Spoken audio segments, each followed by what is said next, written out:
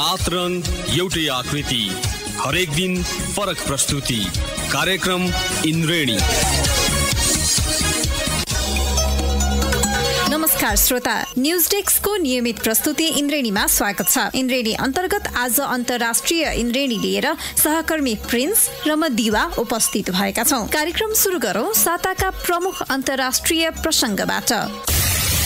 अमेरिकी राष्ट्रिय सुरक्षा सल्लाहकारका जोन बोल्टनले आफ्ना नागरिक तथा सहयोगी मुलुकहरूलाई हानि पुर्याए ठूलो मूल्य चुकाउनु पर्ने चेतावनी दिएका छन्। न्युयोर्कमा गत मंगलबार आयोजित इरान विरोधी सम्मेलनलाई सम्बोधन गर्दै बोल्टनले झुट, ठगी र छलछाम गरे तेहरानका मुल्लाहहरूको हत्यारा सरकारले ठूलो दुष्परिणाम भोग्नुपर्ने चेतावनी दिए। इरानमाथि सैन्य कारबाहीको वकालत गर्दै आएका बोल्टनले अमेरिकाले इरानमाथि झन कडा खालको आर्थिक प्रतिबन्ध लगाउन सक्ने बताए। अमेरिकी राष्ट्रपति डोनाल्ड ट्रम्पले इरानमाथि मध्यपूर्वमा अराजकता, हत्या र विध्वंस निम्त्याएको आरोप लगाएको केही घण्टामै बोल्टनको यस्तो भनाइ आएको हो। राष्ट्रसङ्घ महासभालाई सम्बोधनका क्रममा ट्रम्पले इरानले उसका छिमेकी सीमा अथवा देशको सार्वभौमसत्ताको सम्मान नगरेको भन्दै नयाँ सम्झौताका लागि दबाब दिन आर्थिक प्रतिबन्ध लगाइने बताएका थिए। राष्ट्रसङ्घ सुरक्षा परिषदको अध्यक्षता गर्दै राष्ट्रपति ट्रम्पले इरानले कहिल्यै आणविक बम प्राप्त नगरोस् भन्ने विषयमा सुनिश्चित हुन अमेरिकासँग सहकार्यका लागि परिषदका सदस्य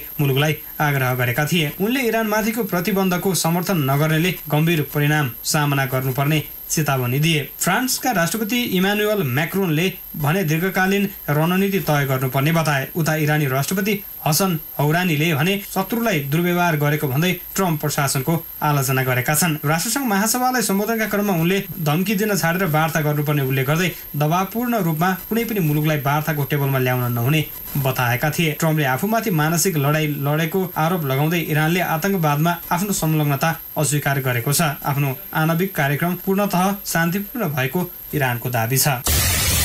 बेलायतमा वर्षेनी करिब 70,000 गैरकानूनी आप्रवासी थपिने गरेको तथ्य सार्वजनिक भएको छ। यो झण्डै बेलायती सेनाको संख्या बराबर हो। एक थिङ्क ट्याङ्क माइग्रेसन वाचले ब्रिटेनमा गैरकानूनी आप्रवासी जनसंख्या बढ्नुमा गृह मन्त्रालयलाई दोष थोपरेको छ। सीमामा होम अफिसको गम्भीर विफलता भएको निष्कर्ष निकाल्दै माइग्रेसन वाचले मन्त्रीहरूलाई नयाँ परिचय पत्र लागू गरी कडाई गर्न अपिल समेत गरेको छ। माइग्रेसन वाचको दाबीमा करिब 83,000 विदेशी वर्षेनी भिजा अवधि भन्दा बढी बस्ने गरेका छन्। बेलायतमा यकिन तथ्याङ्क नभए पनि करिब 10 लाख गैरकानूनी आप्रवासी रहेको अनुमान छ। बेलायत सरकारले पछिल्लो समय अध्यागमन नियममा समेत अत्याधिक परिवर्तन गरेको छ। भिजा प्रणाली जटिल बनाउँदै उसले सन् 2010 यता 5,700 भन्दा बढी नियम परिवर्तन गरेको तथा तथ्य हालै सार्वजनिक भएको हो। सन् 2010 मा अध्यागमन नियम 1,75,000 शब्द लम्बाइएकोमा अहिले बढाएर झण्डै दोब्बर 3,75,000 शब्द बढाइएको गृह मन्त्रालय अधिकारीलाई उद्धृत गर्दै गार्डियन अखबारले उल्लेख गरेको छ। सन् 2010 मा वर्तमान सत्तारूढ दल कन्जर्भेटिभ सत्तामा आएपछि नियम अत्याधिक परिवर्तन गरिएको हो। अहिलेकी प्रधानमन्त्री टेरेजा मे गृहमन्त्री भएका बेला सन् 2012 मा मात्र 1,300 नियम परिवर्तन गरिएका थिए। सन् 2014 10 मार्चमा 22 वटा परिवर्तन सहित नयाँ नियम प्रकाशित भएको 3 दिनमै थप 250 परिवर्तन गरेर नयाँ संस्करण ल्याइएको थियो। टेरेजा मे प्रधानमन्त्री भएको वर्ष सन् 2016 3 नोभेम्बरमा 560 वटा परिवर्तन भएका छन्। धेरैजसो परिवर्तन वर्क परमिट, भिजा आवेदन, रोजगारीको अवस्था र कमाईसँग सम्बन्धित छन्। मे गृहमन्त्री बनेका बेला बेलायत सरकारले आप्रवासी संख्या लाखौँबाट हजारौँमा झार्ने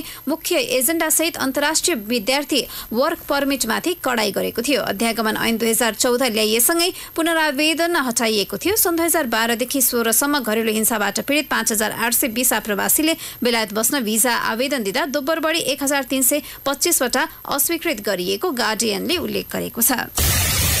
कुनै पनि व्यक्तिको एक दिनको कमाई कति होला? 1000 वा लाख वा करोड? तर पत्याउन गाह्रो पर्छ। गएको वर्ष भारतका सबैभन्दा धनाढ्य मुकेश अम्बानीले प्रत्येक दिन 3 अर्ब भारको कमाई गरेका थिए। ब्रागलेज हरन इन्डियाद्वारा प्रकाशित भारतीय धनाढ्यहरूको नालीबेली समेटिएको प्रतिवेदनले अम्बानीको आम्दानी दिनहु 3 अर्ब भारूले बढेको जनाएको छ। उनको कम्पनीको शेयर मूल्यमा भएको वृद्धिले यस वर्ष अम्बानीको सम्पत्ति अघिल्लो वर्षको तुलनामा 45% बढेर 3,71,000 करोड पुगेको समेत प्रतिवेदनलाई उद्धृत गर्दै भारतीय अङ्ग्रेजी दैनिक द इकोनोमिक टाइम्सले लेखेको छ। सम्पत्तिमा भएको यस्तो वृद्धिले गर्दा नै रिलायन्स इन्डस्ट्रिजका अध्यक्ष 61 वर्षीय अम्बानी लगातार 7औं वर्ष पनि भारतका सबैभन्दा धनाढ्य व्यक्तिमा दरिन हुन पुगेका छन्। ब्रागलेजले भारु 1000 करोड भन्दा बढी खुद सम्पत्ति भएका धनाढ्यहरूको सूची तयार पारेको थियो। जस अनुसार त्यस्ता धनाढ्यको संख्या सन् 2017 को 617बाट बढेर सन् 2018 मा 2018 पुगेको छ।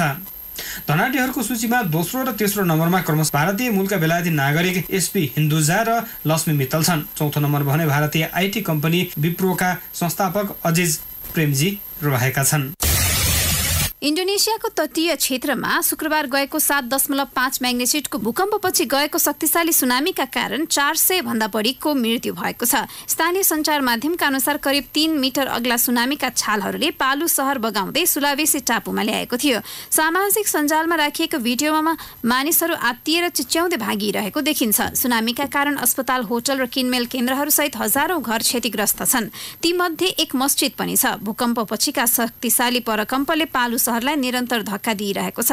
अधिकारीहरूले उद्धार कार्य जारी रहेको बताएका छन्। उनीहरूले मृतकहरूको संख्या बढ्न सक्ने उल्लेख गरेका छन्। सुनामीपछि विद्युत आपूर्ति अवरुद्ध हुँदा उद्धार तथा अन्य कार्य प्रभावित भएको छ। पहिरोका कारण पालु सहर जाने मुख्य बाटो अवरुद्ध हुनुका साथै पुल समेत ध्वस्त भएको छ। इन्डोनेसियाको विपद व्यवस्थापन संस्थाले कम्तीमा 408 जनाको मृत्यु भइसकेको पुष्टि गरेको छ भने 600 भन्दा बढी घाइते भएको जनाएको छ। शुक्रबार अबेर सुरु हुने एक पर्वका लागि पालुमा हजारौं मानिस भेला भएका बेला भूकम्पपछि सहरको मुख्य अस्पताल समेत क्षतिग्रस्त पुगेको थियो। टेलिभिजनमा प्रसारित दृश्यहरूमा खुला स्थानमा राखिएका टेन्टमा घाइतेहरूको उपचार भइरहेको छ। बेलायती प्रधानमन्त्री टेरेजा मेले अगाडि सारेको युरोपियन युनियनसँगको बहिर्गमन ब्रेक्जिट नीतिलाई EU नेताहरूले अस्वीकार गरिदिएपछि बेलायतमा राजनीतिले नयाँ मोड लिएको छ। गत साता अस्ट्रियाको साल्जबर्गमा भएको EU नेताहरूको शिखर सम्मेलनले मेको योजनामा EU का मुख्य नेताहरूले असमर्थन जनाएका थिए। त्यसैगरी ब्रेक्जिट नीतिप्रति आफ्नै पार्टीभित्रको असन्तुष्टिलाई मध्यनजर गर्दै बेलायती प्रधानमन्त्रीले यही नोभेम्बरमा आकस्मिक आम निर्वाचन गर्ने घोषणा बनाएको बेलायती अखबार द टेलिग्रामले जनाएको छ। आफ्नो अनुकूलको जनमत आए ब्रेक्जिट वार्ता गर्न सजिलो हुने विश्वास प्रधानमन्त्री मेको छ। बेलायतको प्रमुख प्रतिपक्षी लिबरल पार्टीमा पनि कस्तो ब्रेक्जिट नीति अपनाउने भन्ने चर्को मतभेद छ। परम्परागत हिसाबले युरोपियन युनियनसँग नजिकको सम्बन्ध हुनुपर्ने नीति अँगाल्दै आएको सो पार्टीका नेता जेरेमी कोर्बिनले भने आकस्मिक आम निर्वाचनको स्वागत गरेका छन्। फेसबुकले 5 करोड प्रयोगकर्ताका खाताबाट अनधिकृत रूपमा ह्याकरहरूले निशाना बनाएको जनाएको छ। कम्पनीले आफ्नो सुरक्षा सम्बन्धी कमजोरीका कारण त्यसो भएको जनाउँदै क्षमा समेत मागेको छ। फेसबुकले आफूले सूचनामाथि अनधिकृत पहुँच राखिएको थाहा पाए लगत्तै प्रहरीलाई खबर गरिएको समेत जनाएको छ। सो पहुँच फेसबुकको खाता अन्य कोहीले हेर्दा कस्तो देखिन्छ अर्थात् भ्यू एज भन्ने गोपनीयता सम्बन्धी सुविधासँग सम्बन्धित रहेको छ। कम्पनीले घटनाबारे अनुसन्धान सुरु गरेकाले आक्रमण कसले गरेको हो भन्ने बारे थाहा नभइसकेको जनाएको छ। आप्रवासन मुद्दा बारेको विमतिपछि स्विडेनका प्रधानमन्त्री स्टेफन लोभेनले संसदमा विश्वासको मत गुमाएका छन्। आप्रवास नीति विरोधी स्विडेन डेमोक्र्याट एसडीले उनलाई प्रधानमन्त्रीबाट हटाउने पक्षमा मत दिएपछि उनको पद गुमेको हो। केही साता अघि भएको मतदानमा निशंकु संसद गठन भएको थियो। मंगलबार स्विडेनको संसदमा भएको मतदानमा उनी विरुद्ध 204 मत परेको थियो। लोफभेनको पक्षमा भने 142 सांसदले मतदान गरे। संसदका सभामुखले अब नयाँ नेताको नाम प्रस्ताव गर्ने अन्तर्राष्ट्रिय सञ्चार माध्यमले जनाएका छन्। यद्यपि त्यसका लागि केही साता लाग्ने भएकाले लोफभेन कामचलाउ प्रधानमन्त्रीका रूपमा रहनेछन्। बंगलादेशकी प्रधानमन्त्री शेख हसिनाले आफ्नो देशमा शरण लिइरहेका रोहिङ्ग्यालाई फिर्ता नलगेको भन्दै म्यानमारको चर्को आलोचना गर्नुभएको छ। राष्ट्रसङ्घको महासभालाई बोल्दै उहाँले शरणार्थीलाई चाँडै स्वदेश फिर्ता लैजान म्यानमार गम्भीर नभएको आरोप लगाउनुभयो। उहाँले वर्ष दिन बितिसक्दा पनि म्यानमारले आफ्ना नागरिकलाई स्वदेश फर्काउने बारे कुनै भरपर्दो पहल नगरेको भन्दै दुःख व्यक्त गर्नुभएको छ। उहाँले भन्नुभएको छ, म्यानमार पनि हाम्रो छिमेकी नै हो, तर हामीले विगत लामो समयदेखि नै रोहिङ्ग्या शरणार्थीलाई स्वदेश फिर्ता गर्न भरपर्दो र शान्तिपूर्ण समाधान पनि खोजेका छौं, तर त्यसो हुन सकिरहेको छैन।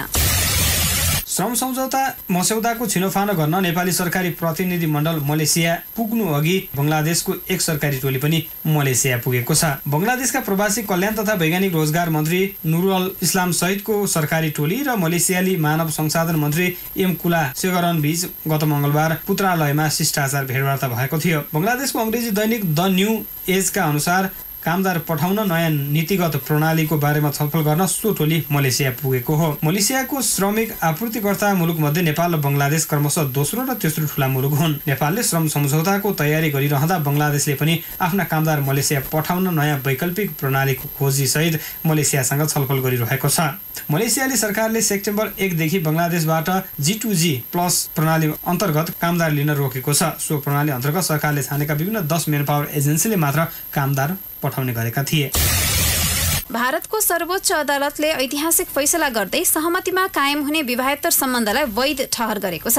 सर्वोच्च अदालतका न्यायाधीश दीपक मिश्रको अध्यक्षतामा रहेको 5 सदस्यीय संवैधानिक इजलासले विवाहेत्तर सम्बन्ध अर्थात् व्यभिचारी एडल्ट्रीलाई अपराध ठहरिने सम्बन्धी व्यवस्था भएको भारतको दण्ड संहिता पेनल कोडको धारा 497 खारेज गरेको छ। 158 वर्ष पुरानो कानूनी प्रावधान महिला विरुद्ध तथा असंवैधानिक भन्दै खारेज गर्ने निर्णय गरेको सर्वोच्चले जनाएको छ। भारतको दण्ड संहिताको धारा 797 ले व्यभिचारी क्रियाकलापलाई अपराध मान्थ्यो। सो धारामा यदि कुनै विवाहित महिलाले आफ्नो पतिको अनुमति बिना सम्बन्ध राख्ने पुरुष व्यभिचारी ठहरिने र दोषी ठहर भएमा 5 वर्ष कैद, सजाय र जरिवाना दुवै हुने व्यवस्था थियो। सर्वोच्चले दण्ड प्रक्रियाको संहिताको व्यवस्थालाई गैर संवैधानिक भन्दै खारेज गरेको छ।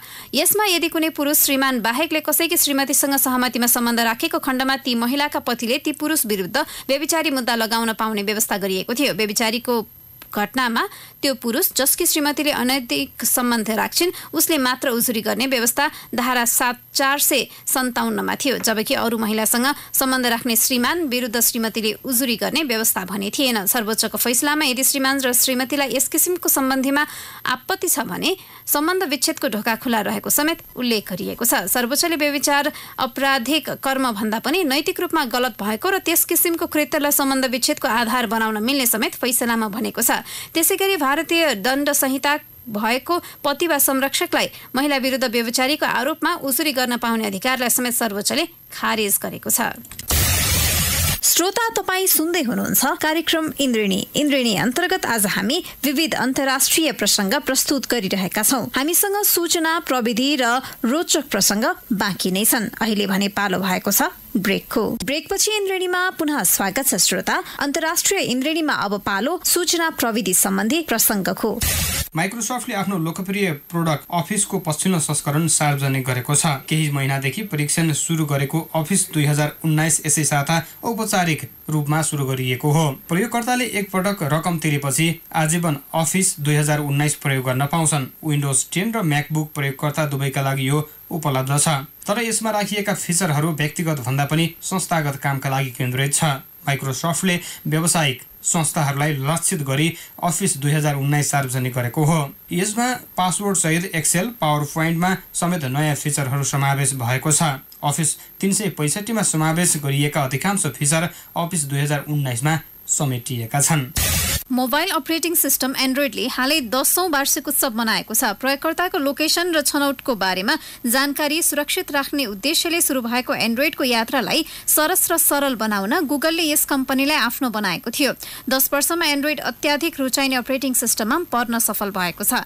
यसका अनेकौं संस्करण आइसकेका छन् र अझै आउने क्रममा छन्। हरेक संस्करणमा यो पहिलेका तुलनामा थप सुरक्षित र परिमार्जित हुने गरेको पाइएको छ। स्मार्टफोन, ट्याब्लेट, कम्प्युटर, स्मार्ट घडी, स्मार्ट टिभी का लागि एन्ड्रोइड अहिले पर्याय नै भइसकेको छ। संगीत प्रेमीहरू बीच चर्चित एप सामजलाई एप्पलले किनेको छ। एप्पलले साजमलाई किन्न 1 वर्ष अघि नै प्रक्रिया सुरु गरेको थियो। साजम संगीत पहिचान गर्ने एप हो। यसले कुनै गीतको भिडियो वा आवाज सुनेको भरमा सो गीत पत्ता लगाउँछ। प्रयोगकर्ताले आफ्नो वरपर बजेको गीत कुन हो भनेर साजम मार्फत सजिलै पहिचान गर्न सक्छन्। आफूलाई कुनै गीत मन पर्यो तर सो गीतका बारेमा आफूलाई थाहा छैन भने साजमले तत्काल पहिचान गर्न सक्छ। यसै कारण यो संगीत प्रेमीमाझ चर्चित छ। एप्पलले यसै साता साजम किनेको घोषणा गर्दै यसलाई विज्ञापन रहित बनाउने जनाएको छ। यो एन्ड्रोइड र iOS डिभाइसका लागि उपलब्ध छ। 1.5 दशकदेखि साना क्यामेरा उत्पादन गर्दै आएको अमेरिकी कम्पनी गोप्रोले गोप्रो हिरो 7 छिट्टै बजारमा ल्याउने भएको छ। गोप्रो हिरो 6 ब्ल्याकमा जस्तै यसमा पनि 12 MP सेन्सर तथा प्रति सेकेन्ड 240 फ्रेम प्रोसेस क्षमता हुनेछ। सिधै सामाजिक सञ्जालमा लाइभ स्ट्रिमिङ गर्न सकिने सुविधा र हाइपर स्मुथ तथा टाइम पार्प नाम दिएका प्रविधिमा यसमा अतिरिक्त हुनेछन्। हाइपर स्मुथ हार्डवेयरद्वारा सहयोग प्राप्त डिजिटल स्टेबिलाइजेसन प्रणाली हो। यसका कारण GoPro Hero 7 मा भिडियो फुटेज हल्लिएका आउने छैनन्। टाइम वार्पले भने भिडियोबाट आवश्यक फ्रेम मात्र समावेश गरी कम्प्रेसनमा सहयोग पुर्याउनेछ। नेपालमा केही वर्ष यता GoProले बजार लिन थालेको छ। भ्लगिङ गर्न र सानो आकारका कारण बोकेर हिँड्न सजिलो हुनुहुँदा यो अहिलेका युवाको रोजाइमा परेको छ। फेसबुकले पूर्व घोषणा बमोजिम आफ्नो डेटिङ सर्भिस सुरु गरेको छ, तर तत्कालका लागि भने यो परीक्षणका रूपमा कोलम्बियामा मात्रै उपलब्ध हुनेछ। कोलम्बियामा सोशल नेटवर्किङ साइट मार्फत साथी खोज्ने प्रचलन बढिरहेकाले फेसबुकले परीक्षणका रूपमा कोलम्बियालाई रोजेको हो। 5 करोड जनसङ्ख्या भएको कोलम्बियामा 2 करोड बढीले दैनिक फेसबुक प्रयोग गर्छन्। फेसबुकले सुरु गरेको डेटिङ सर्भिसमा प्रयोगकर्तालाई आफ्नो छुट्टै प्रोफाइल बनाउने सुविधा हुनेछ। यसमा फेसबुकमा रहेका साथीहरूको पहुँच हुने छैन। प्रयोगकर्ताले बनाएको प्रोफाइलको आधारमा फेसबुकले सोही प्रकृतिका मानिसहरू भेटाउन सहयोग गर्नेछ। प्रयोगकर्ताको रुचि र समानताको आधारमा अर्को व्यक्ति सिफारिस गरिने फेसबुकले जनाएको छ। यसमा छुट्टै च्याट गर्ने सुविधा पनि राखिएको छ। सूचना तथा सञ्चार प्रविधि मन्त्रालयले नेपाल दूरसञ्चार प्राधिकरणलाई पोर्न साइटमाथि प्रतिबन्ध लगाउन निर्देशन दिएसँगै नेपालमा VPN भर्चुअल प्राइभेट नेटवर्क प्रयोग गर्ने र गर्न सिक्नेको संख्या बढेको छ। इन्टरनेट प्रयोग गर्दा सरकार तथा इन्टरनेट सेवा प्रदायकले सामान्य अवस्थामा पत्ता लगाउन सक्ने IP एड्रेस गुमनाम बनाउन मद्दत गर्छ। मोनेटाइज गरेर राखिएका सामग्रीलाई पनि यस नियमले प्रतिकूल असर पार्ने देखिएको छ।